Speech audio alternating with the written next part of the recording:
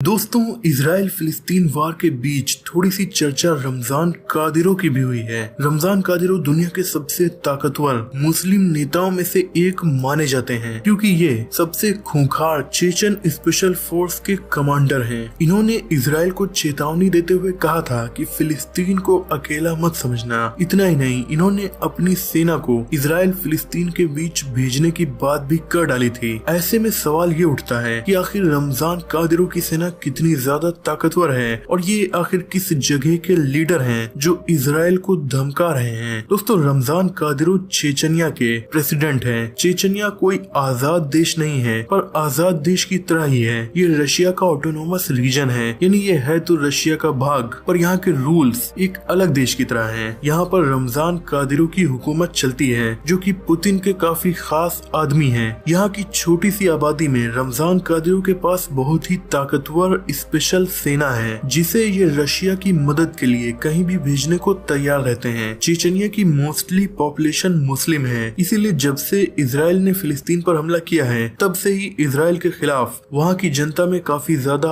आक्रोश है। और अपनी जनता का सपोर्ट हासिल करने के लिए कादिरों ने इजराइल के खिलाफ काफी लंबी चौड़ी स्टेटमेंट्स भी जारी की हैं। इन्होंने कहा था कि हम चेचनिया की मस्जिदों में फिलिस्तीन के सपोर्ट में दुआएं कर रहे हैं कि अल्लाह फिलिस्तीनियों को निर्दयी ऑपरेसर्स यानी इजराइल से प्रोटेक्ट करे। साथ ही इन्होंने ये भी कहा था कि हमारी सेना को यूक्रेन के सैटनिस्ट से जीतने में भी मदद करे। रमजान कादिरों ने कहा था कि हमारी तरह दुनिया भर के मुसलमानों को फिलिस्तीन के समर्थन में दुआएं करनी चाहिए। फिर इन्होंने इजराइल को वार्निंग देते हुए कहा कि इजराइल जो फिलिस्तीनियों के साथ कर रहा है, उनके बेगुनाह लोगों का, बच्चों, बूढ़ों और औरतों का खून बहा रहा है, ये उसकी बहुत बड़ी गलती है। वो फिलिस्तीनियों को मिटाना चाहता है, लेकिन वो क्या समझ रहा है कि फिलिस्तीनी अकेले हैं और उनके साथ वो जो करना चाहेगा करेगा, तो वो गलत है। खैर दोस्तों, इनकी लंबी चौड़ी स्टेटमेंट जब इन्होंने जारी की और कहा कि फिलिस्तीन को अकेला मत समझो और अपनी सेना तक वहाँ भेजने की बात कर डाली थी, तो इनकी चर्चा दुनिया भर में होने लगी थी। लेकिन फिलिस्तीन अकेला ही पड़ा रहा और इजराइल ने उसके साथ जो चाहा वो किया।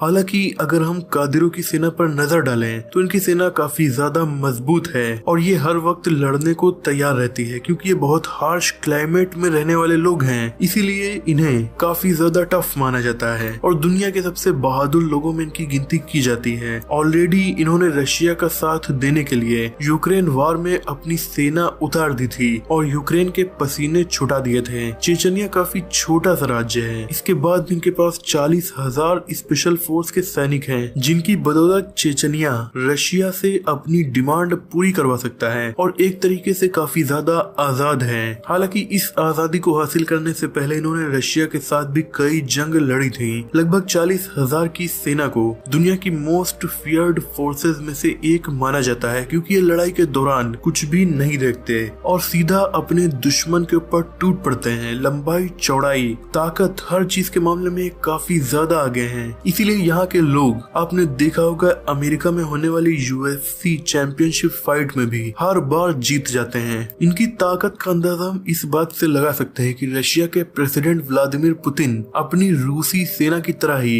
इनकी सेना पर पूरा ध्यान देते हैं और इन्हें हर तरह के मिलिट्री इक्विपमेंट और ट्रेनिंग प्रोवाइड करवाते हैं, ताकि जब भी रूस को जरूरत पड़े तो ये सेना उनकी मदद के लिए सामने आ जाए। और ऐसा ही होता है। ये सेना इतनी ज्यादा ताकतवर है कि इन सैनिकों के सामने इजराइल के सैनिक काफी कमजोर नजर आते हैं। हालांकि टेक्नोलॉजी के मामले में और फाइटर जेट्स के मामले में इजराइल इनसे आगे निकल सकता है, लेकिन रमजान कादिरों की सेना के पास पर्सनली 180 टैंक, 24 आर्टिलरी और 41 रॉकेट लॉन्चर ही हैं, जो कि काफी ज्यादा कम है। पर इन्हें इनका यूज करने की खासा जरूरत नहीं पड़ती, क्योंकि इन्हें जब भी लड़ाई के मैदान में उतरना होता है तो रशिया इन्हें अपने हाईली एडवांस वेपन्स प्रोवाइड करता है और रशिया के पास फाइटर जेट से लेकर टैंक्स तक की काफी बड़ी खेप मौजूद है। इसीलिए किसी भी जंग में इनके पास हथियारों की कमी नहीं होती। चेचनिया रशिया का इतना बड़ा एलाई है जितना कोई भी बाहरी देश रशिया का नहीं है, क्योंकि कोई भी देश रशिया के लिए यूक्रेन में लड़ने नहीं गया था सिवाय चेचन्स के। और सीरिया में भी जो सिविल वार चल रहा था उसमें भी दुनिया भर की सेनाएं मौजूद थी, उसमें भी रशिया की सेना के साथ चेचनिया की सेना मौजूद थी और सीरिया का बॉर्डर इजराइल से मिलता है। यही वो इलाका था जहाँ पर इजराइल और चेचन्स का आमना सामना हो सकता था।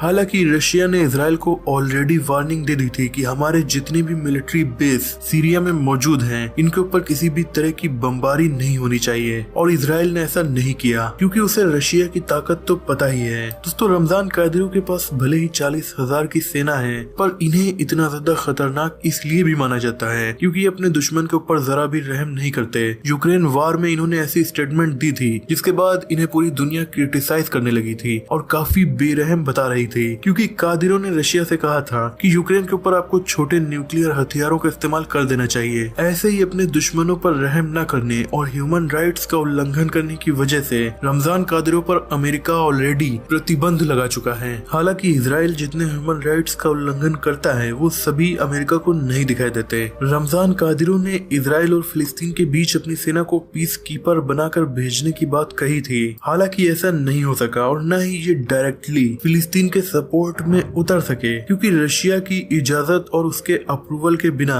इनके लिए ऐसा करना बहुत ज्यादा मुश्किल है, क्योंकि हथियार इन्हें रशिया ही प्रोवाइड करता है। यानी दोस्तों, तुर्की और ईरान की तरह ही रमजान कादिरों ने भी केवल स्टेटमेंट जारी की थी और स्टेटमेंट को जारी करके इजराइल को रोकने की नाकाम कोशिश की थी, जबकि वो लगातार फिलिस्तीन में तबाही मचाता रहा। तो दोस्तों, देखा आपने रमजान कादिरों और चेचनिया की आर्मी कितनी ज्यादा ताकतवर है, हालांकि फिर भी ये कुछ कर नहीं सकते। मुझे उम्मीद है कि इस वीडियो से आपकी नॉलेज बढ़ी होगी। वीडियो पसंद आई हो तो इसे लाइक और शेयर कीजिए। ऐसे इंटरेस्टिंग टॉपिक्स पर नॉलेजफुल वीडियोस देखने के लिए हमारे चैनल को सब्सक्राइब करके बेल आइकन को प्रेस कर दीजिए। मिलते हैं अगली वीडियो में, तब तक के लिए अपना और अपनों का ख्याल रखिए।